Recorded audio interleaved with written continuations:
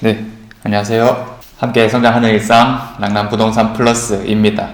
올 한 해가 조금 지나가고 있는 느낌이다, 그쵸? 슬슬 마무리를 또 하고 계신 분들이 있지 않을까라는 생각이 드는데 그만큼 2025년이 조금 기대되기도 합니다. 자, 그런데 이제 입장에 따라서는 내년이 오는 게 정말 무서운 곳들도 있겠거든요. 그 대표적인 곳들이 아마 우리 대구에서 미분양 단지들이 아닐까라는 생각이 듭니다. 그래서 분양했던 시기가 이제 뭐 20년도, 21년도쯤에 됐던 것들은 분양가가 아무래도 조금 높은 상태에서 진행이 됐다 보니까 미분양이란 것을 피할 수가 없었고요. 특히 입지가 조금 부족한 곳들은 현재까지도 좀 처참한 결과가 나오고 있다. 그래서 단순하게 시간이 흘러가는 것을 기다리는 게 아니라 본인들이 뭔가 특별한 행동을 해야 되는데 대표적인 게 할인 분양이 되고 있습니다. 그래서 오늘은 이 할인 분양을 또 적극적으로 하는 단지가 생겨서 한번 분석해보고 우리가 어떤 식으로 행동해 볼지도 한번 말씀드려 보도록 하겠습니다. 자, 우리가 잘 알고 있는 죽전역이라는 곳이 있고요. 뭐 위쪽은 죽전동, 아래쪽은 감삼동이라고 합니다. 그리고 조금 더 내려가다 보면 볼리동과 본동이 뜨게 되는데 본동에서 라디체라는 아파트가 있습니다. 빌리베 라디체이고요.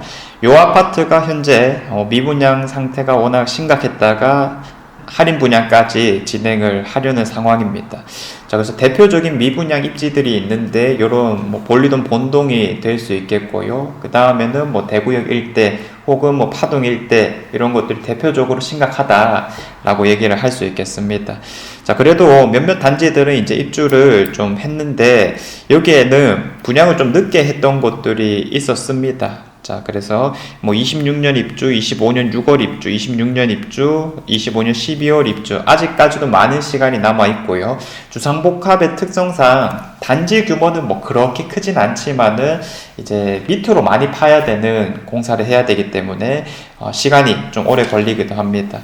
자, 그런데 뭐 비단 문제는 지금 들어오고 있는 아파트들 뿐만 아니라 앞으로도 들어오고 있는 곳들이 많다라는 점인데 실제로 뭐 이런 빈 부지들 같은 경우에도 공사가 진행되고 있는 상황입니다. 그래서 SK뷰가 또 뭐 예정되어 있기도 하는데 아무튼 뭐 지금 상황도 안 좋지만은 미래 전망도 그렇게 밝지만 않다. 요 지역들을 중심으로는 공급이 여전히 많이 남아 있으니까 조금 긍정적일래야 긍정적일 수는 없는 상황이다. 이렇게까지 전망해 볼 수 있겠습니다. 자, 그래서 요게 이제 처음에 분양을 나왔을 때 어느 정도 수준이었느냐. 청약홈 한번 보게 되면 21년도 12월 거의 22년도쯤에 분양을 했고 뭐 당시에는 분위기가 너무 안 좋았습니다. 그래서 가격대가 84 타입 기준으로 대략 한 6억 정도 선에서 이렇게 공급 금액 최고가 기준이 맞춰졌는데 최고가이다 보니까 뭐 한 5억대 후반 그리고 저층 같은 경우에는 중반 정도까지도 분명하게 있었겠죠. 자, 그런데 이런 주상복합 아파트들은 이런 공급 금액만으로 판단하기는 조금 어려운 상황이다라고 볼 수 있습니다. 왜 그러냐면 발코니 확장 비용이라든지 옵션 가격들이 어마어마하게 붙기 때문인 거죠. 실제로 중구의 주상복합 아파트들이 분양했을 당시에는 뭐 옵션 가격만 1, 2억일 정도로 공급 금액이 좀 낮아 보이는 듯한 전략을 취하기도 했었습니다. 자, 그래서 그런 부분들까지 꼼꼼하게 살펴야 되겠는데요.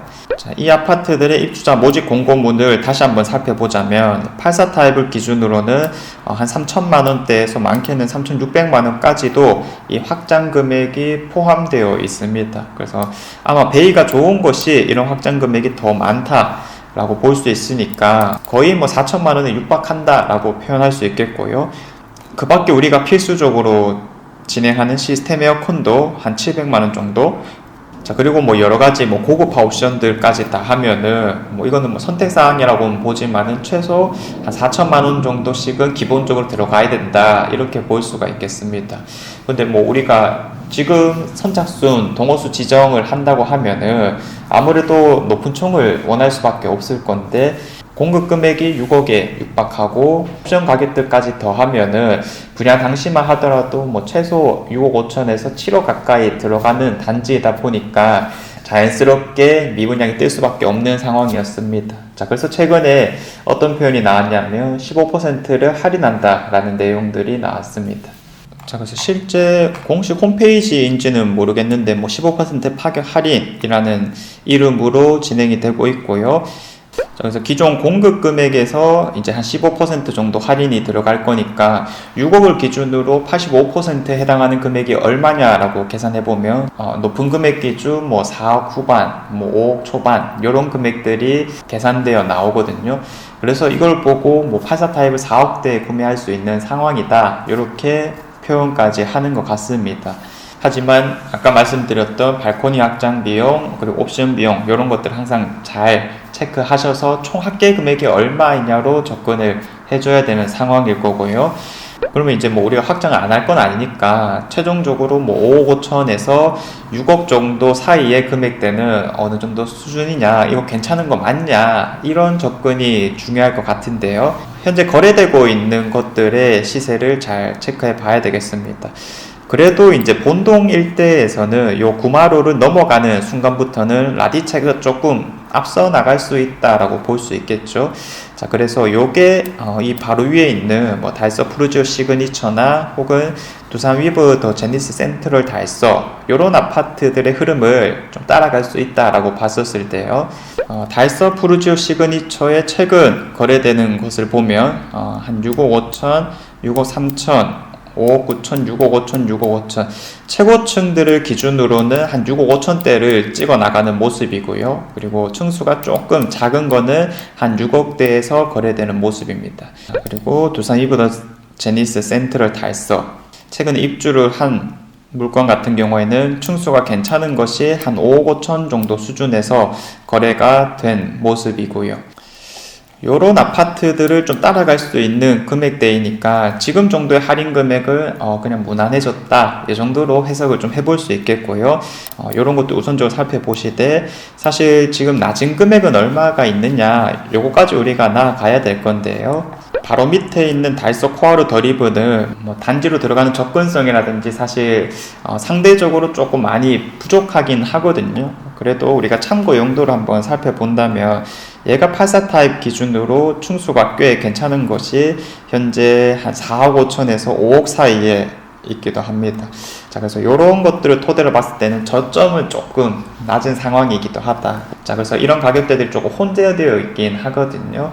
그래서 빠른 시기 내에 그런 미분양 물건들이 다 소진되기는 좀 힘들다라고 보여지고 몇몇 계약하는 사례들이 좀 나올 수 있지 않을까, 그 정도로 판단을 좀 해볼 수 있겠습니다. 아무튼 입주 시점까지 돈이 안 들어간다 이런 표현들이 있는데 그만큼 조금은 입지가 부족하다라는 방증이기도 하니까요. 판단하는데 첫 번째 기준은 가격도 중요하지만 결국 입지가 좋으냐, 왜 한번 사면 최소한 몇 년은 또 두고 갈 거라는 측면에서 그런 입지적인 걸 먼저 체크를 하시고요. 즉 이 말은 내가 살 수 있는 물건 중에 가장 입지가 좋은 곳이냐, 요거를 이제 체크해 보시고, 그 다음에 이제 이게 최선이라면 가격적으로 또 판단해서 주변 매물들까지 또 꼼꼼하게 잘 살펴보시면 되겠습니다.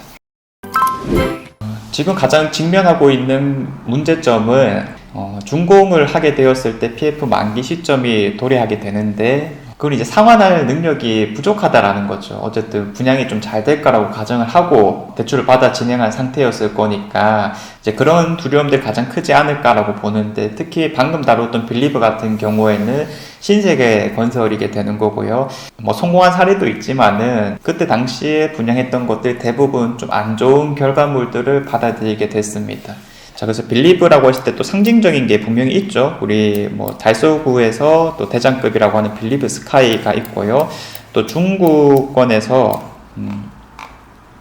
요 빌리브 프리미어 요런 것들도 꽤나 성적이 나쁘지 않았다라고 얘기를 해볼 수가 있을 건데, 이 다음에 나왔던 빌리브들은 조금은 판단 미스가 되었었습니다. 자, 그래서 빌리브 라디체부터 시작을 해서요. 그리고 대구역 위에 있는 빌리브 루센트 이런 것들도 지금 상황이 그렇게 좋지만은 않다라고 보여지고, 자, 그 다음에 이제 가장 먼저 입주를 했었던 거죠.